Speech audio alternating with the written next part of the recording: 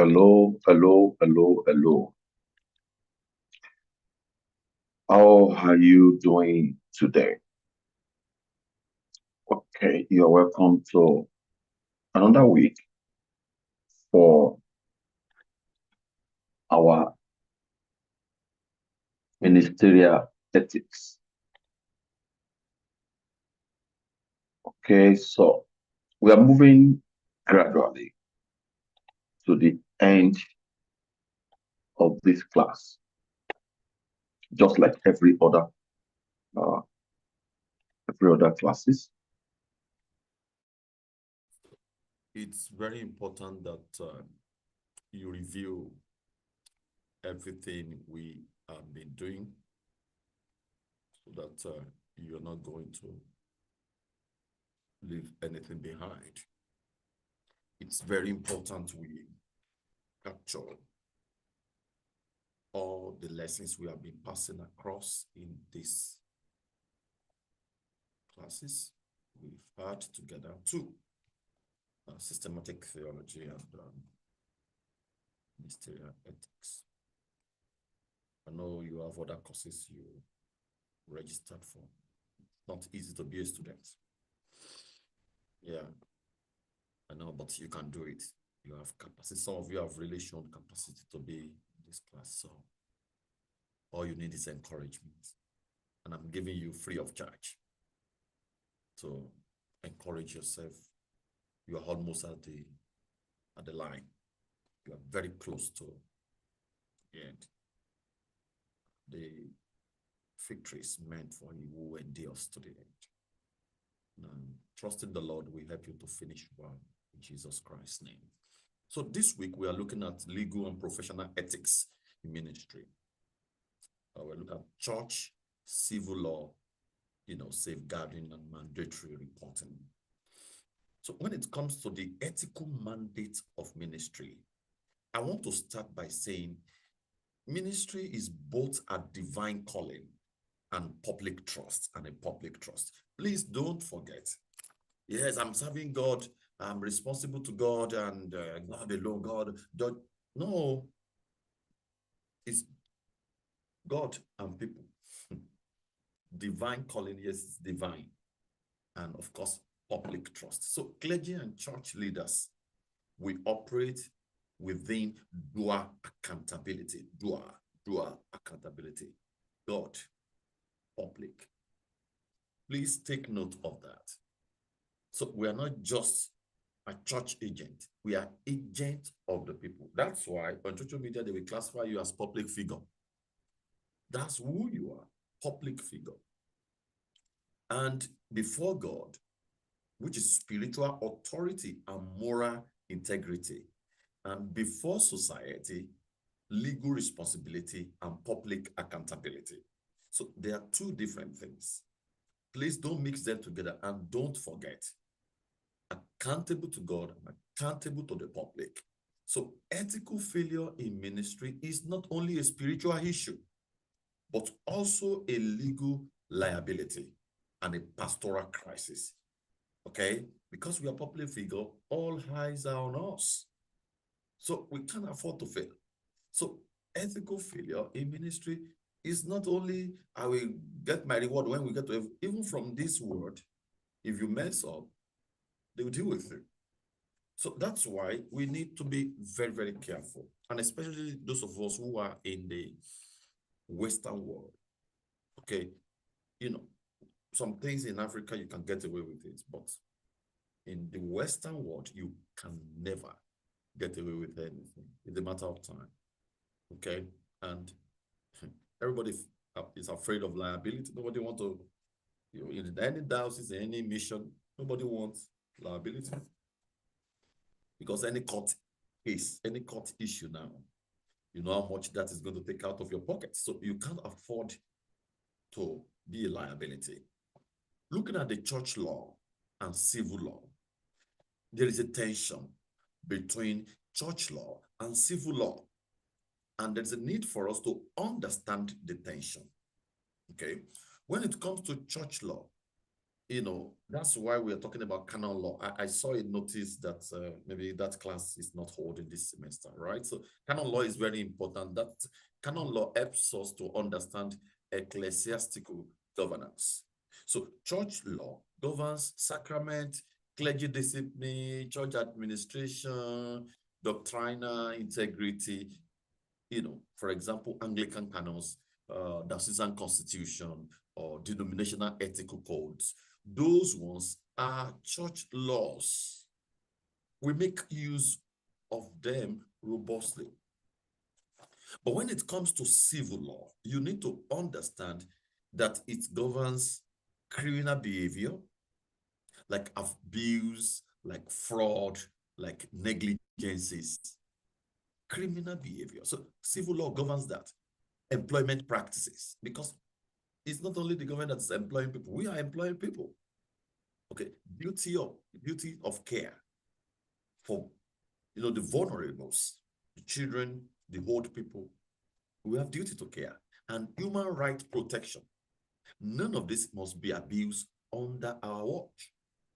Okay, so in context, for example, like Ontario, okay, clergy must comply with child protection laws, privacy legislation, workplace safety regulation. So if you check, where are you? Maybe you're in UK or another place. Check your environment, check your state, check your area, your province. There is a law around, civil law around all these things. You can't just join people together here. Even the fact that I'm a clergy does not mean I can join people in holy matrimony. I still need to go to the Ontario government to get a license to join a couple together, despite the fact I'm a priest. So you are dealing with both canon law and civil law. So, and that's why you need to be very, very, very careful. So when church and civil law conflict, there's a critical principle here, because there's no way church law and civil law will not conflict. There's going to be conflict, let me tell you. Acts 5:29, Acts of the Apostle 5:29 says we must obey God rather than men, but never as an excuse to violate laws that protect human dignity. I want to say that again. Yes, Acts of the Apostle chapter 5 verse 29 may say that we must obey God rather than men, but that must not be an excuse to violate laws that protect human dignity. So this is very, very important. Okay, there is a key ethical stances. Key ethical stances. For example, church law does not override civil law in matters of harm or abuse. For example, if there's a rape case in your church, or somebody's right was violated, okay, church law will not override civil law in that context. Okay. Another stance is confidentiality is not absolute, where safety is at risk. Somebody comes to you and say, oh, the person wants to die by suicide, and the person confided in you. Or somebody comes to you and say he's going to kill somebody. Oh, today he's going to kill his mother or his father. And they told you, and you kept quiet. So if the person killed himself and wrote a note that I shared it with my pastor or with Reverend so, they will come after you. That person confided in you and you are not acting. It's confidential. No, yes, there's a limit to confidentiality. Please take note of this. Okay, something happened. I watched a documentary on one television station. That TV station belongs to the United States. So about a criminal committed. It's an homicide. Somebody was killed in a geographical location in a particular area, and they couldn't trace. It was a clean, something, clean job. They could not trace how that person was killed. it was a very, it was a clean, it was so clean. The police tried all they could to get to the bottom of the matter. They could not. You know what happened? They tried for so many years, they could not get the fact for them to deal with the matter. You know what happened? A reverend father came up to report the issue. The man that killed, that committed atrocity, came for confession. And Reverend Father, who understand what we are talking about now, he took it up and reported it. That was the only clue for them to get to the root of the matter. So if there was nothing like that, we would not have been able to get to the root of the matter. So, but the Reverend Father did not keep quiet. Even when nothing was written to show that he was part or is aware of the situation, he voluntarily came up to report the matter. The person that came to church to make a confession did that in confidence. But there's a limit to confidentiality. So if somebody comes to you and reports himself and say he just killed somebody, if you are aware, and you are caught at the end of the day that you are aware of the matter, but you did not talk about it, it's going to be a big problem. You are an accomplice to the situation. You may go to jail for that. So as a pastor, we need to be very, very, very careful what is going on around. This is ministerial ethics. So this is where I can tell you all this. Please, and please, you see, God has called you, but you are operating within the confines of canon law, which is the church law, and the civil law. This is very, very important. We are first people, of the community, and then we are now people of the church. Okay, so nobody came from heaven with his religion, no. So please, whatever you should speak. If anybody was harassed in your church and you keep quiet, if they find out eventually or that matter gets out, you're going to be an accomplice to that. And that's going to be a big trouble. Now, let's look at safeguarding, theology and practice. Now, safeguarding refers to protection of children, youth, and vulnerable adults from abuse, harm, neglect, and exploitation. That is our duty. Protection of children, protection of youth, protection of vulnerable adults from abuse, harm, neglect, and exploitation. It is both a legal obligation, a theological responsibility. A legal obligation, a theological responsibility. So there's a biblical foundation to that. When you read Matthew 18:6, there's a strong warning against harming children. And when you read Psalm 82, verse 3, we have to defend the weak and the vulnerable. That's our duty. That's our biblical foundation. So it is theological for us to stand for the weak and the vulnerable, which children, old people are part of that population. What are the key components of safeguarding policy? Key components. There are key components to safeguarding policy. Number one is screening and recruitment. Screening and recruitment. So when you are recruiting people, when you are hiring people, you need to do police background checks. And references must be verified. As a leader, you'll be hiring people, you'll be doing a lot of things in your church. You must screen people, police background check. Here, you need to do vulnerable sector. And of course, if people provided references, that must be checked.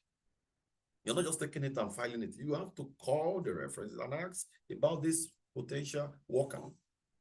Who is this person? Do you know this? Has this person worked with you before? What can you say about this person? Reference check. Please, for those of us who are working in the western part of the world, do not joke with this. because you can't get away with it if anything happens. So you are in the ministry, yet you are responsible to the public.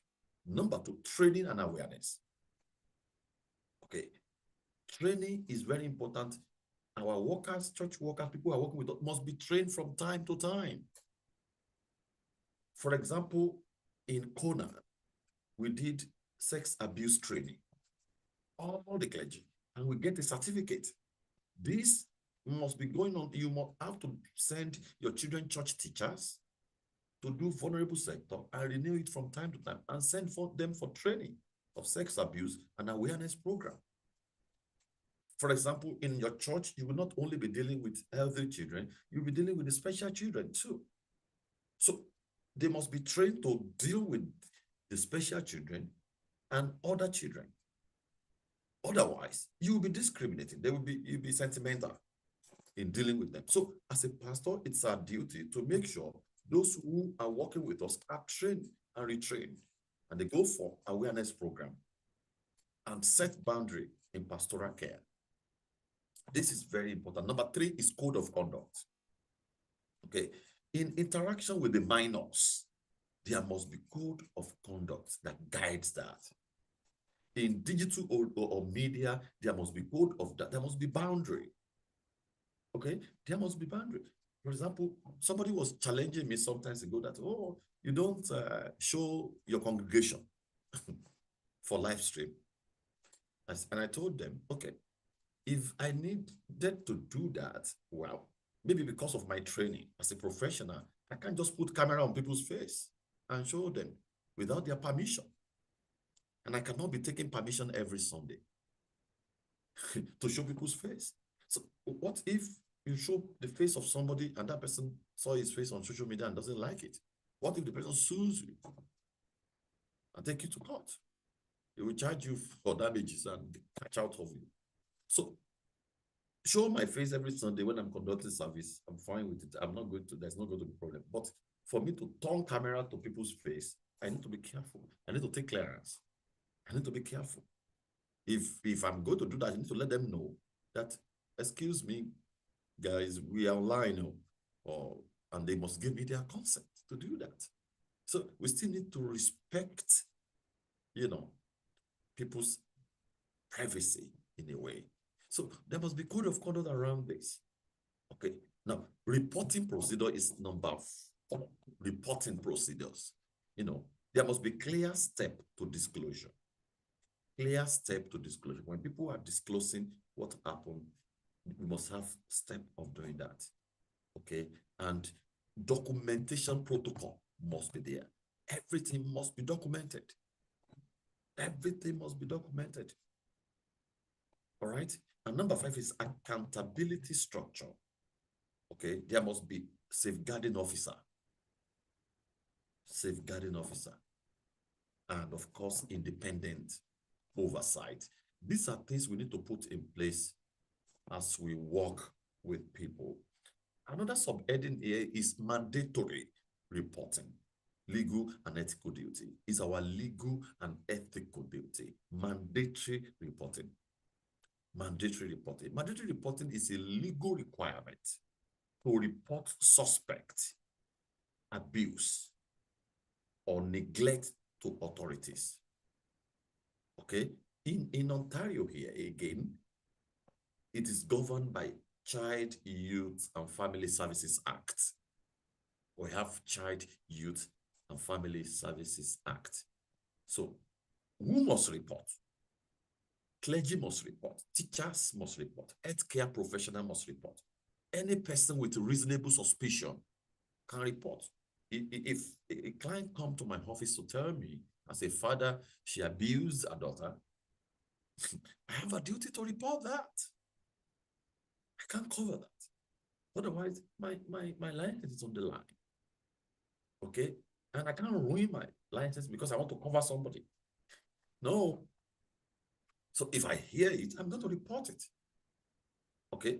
What must be reported? The physical abuse must be reported. Sexual abuse must be reported. Emotional abuse must be reported. Neglect must be reported. Exposure to domestic violence must be reported. And key principle, suspicion, not proof, is the threshold for reporting. Suspicion. When you suspect, you report. Okay? That's the threshold for reporting. Don't say, I don't have any proof. No, don't wait until when you have proof. Things may get out of hand by the time you are getting the proof. So if you are suspecting something, say something. So failure to report can result in criminal charges against you as a clergyman. Loss of license. You can lose your license as a clergy. You can even lose your ordination as a result of that. And you can be liable of civil liability too. Civil liability. Be a corporate. So we need to be very, very, very careful. The next subheading here is confidentiality and, duty to report. Pastoral confidentiality. This confidentiality is essential for trust in your work, spiritual direction, and confession. Okay? So, limit of confidentiality. Confidentiality must be broken when a child is at risk, when there is imminent harm, when there is abuse that is disclosed or you suspect it, then you can break the limit of confidentiality. You can break confidentiality. There's a limit to it. So the ethical framework is that you protect life over privacy. Protect life over privacy. Prioritize safety over secrecy. Protect life over privacy and prioritize safety over secrecy.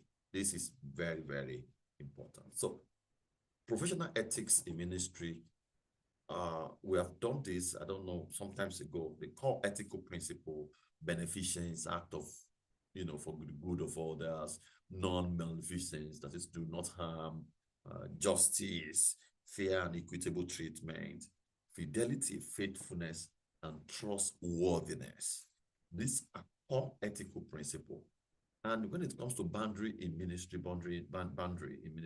avoid dual relationship. Okay, you're a pastor of the church. You don't have to involve, make your member your business partner. That is dual relationship. And you must maintain emotional and sexual boundary. Okay, there's some of you who are fond of hugging people, hugging everybody. You have to be careful the way you hug people's wife. Okay, I know they love you, you love them, but you have to be careful. You have to be careful. Otherwise, you are going too far. You're going too far. So, and the power given to us, I know nobody you straight hand to that will refuse you as a pastor, but use that power responsibly. Use that power responsibly. When it comes to digital and media ethics, confidentiality in online communication is very important. And we need to avoid inappropriate messaging with congregants, chatting members, calling members in the midnight, at our odd hours. We need to be careful of all this and maintain professional identity on social media. Okay? You can't just go to online, and be showing your bedroom and be showing, what people should not see. As a pastor, you need to maintain professional identity when you appear on social media. Right? This is very, very important. And safeguarding in practice, you need to look into some of what we do during church, you mounting the pulpit and talking to people, and so many other things like that we do in the church. Let me give you a case. Disclosure by a child. A child reports inappropriate touching by a church volunteer. What is going to be your response to that? A child reports inappropriate touching by a church volunteer. How will you respond to that? Number one, you need to listen calmly. Number two, you need to, you know, report it without investigating. Do not investigate that. When a child reports it to you, the next thing is not to investigate. If you go ahead and investigate, you will ruin the case. You will ruin it. You may not even get to the root of it. It may be turned to you, turned against you. I'm talking about in the western part of the world now. When a child reports to you that somebody touched her inappropriately, the next thing you do is to report immediately to Child Protection Services. Okay? And document facts. That is what to do. I'm just giving you a case study now. A child reports inappropriate touching by a church volunteer. The first thing to do is to listen calmly and hear the whole story. Number two, do not investigate. Number three, report immediately to Child Protection Services and document facts. That's an example. I will give you another example. Now, domestic violence in a family. Now, a congregant confides about ongoing abuse at home. One of your members comes to you and reports, ongoing abuse at home. What should you do? What are you going to do? I'm going to tell you on that step. Number one, assess the risk. Okay. Number two, encourage reporting. Number three, if children are involved, report if children are involved. You need to report to CSS if the children are involved. And the last one there is provide pastoral and referral support. Pastoral and referral. If you're not a professional, you need to do your pastoral work and refer them to those who can support them. These are things to do. Any harm that involves the vulnerables must be reported. Okay? Must be reported. So you need to check for ministerial ethics in your context, in your local context. If you are in the UK, check for ministerial ethics in your local context. In Canada here, I know the one that applies to me. Okay, and I will find it out and comply. Find them out, comply. Okay, so the ethical minister must integrate three things. Ethical minister must integrate three things. Theological conviction, imago Dei, the dignity of every human, dignity of persons. Number two, legal awareness, duty of care. You need to understand this. And number three, pastoral sensitivity, healing and restoration. These three are very important: theological conviction, legal awareness, and pastoral sensitivity. You need to integrate these three together in your work. Okay, and it's going to help us. So safeguarding is not merely policy. Safeguarding is not merely policy. It is, pastoral justice in action. It is pastoral justice in action. Let me conclude with this, that legal and professional ethics are indispensable to faithful ministry. So the church must be a safe space. Safe space. The church must be a law-abiding institution. And the church must be a moral witness in society. So this is very, very important. As you do your work in the ministry, you need to take this to heart. If you have not been watching all the video that I've been sending to you in this class, watch this, because a lot are on the line. So if you have any question about anything we have done today, I've sent to you today, there's an overview of this class for this week. Please feel free to send me an email or a message, a text message, on WhatsApp, so I'll be able to provide, on our class platform, I'll be able to provide answers to that. So, and hope you enjoy this.